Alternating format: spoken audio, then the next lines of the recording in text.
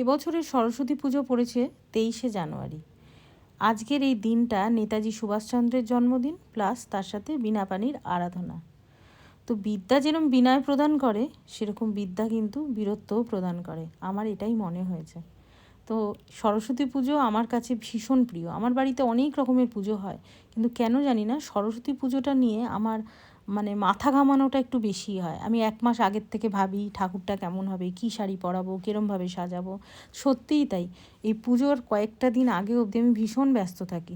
গতকাল রাত 12টা অবধি ঠাকুর সাজিয়েছি, ঠাকুরের পুরো সাজসজ্জা আমি করেছি। আর মায়ের যে চালা, সেটা আমাদের শঙ্করদা করে দিয়েছে, ভীষণ সুন্দর করেছে।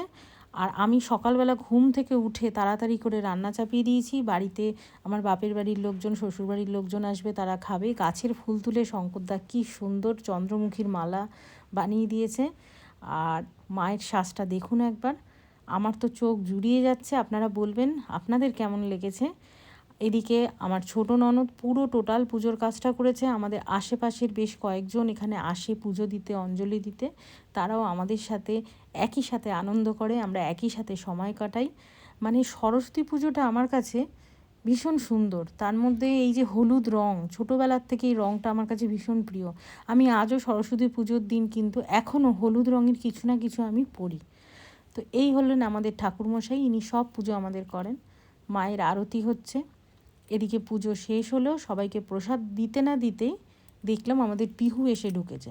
ও কিন্তু শাড়ি পরতে চায় না, এবার ও একটু ইউনিক সাজে শাড়ি পরে এসছে, একটু বড় হয়েছে।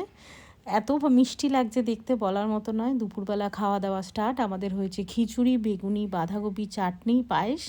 তো আজকে মিনি ব্লগটা এই পর্যন্তই রাখলাম, টাটা।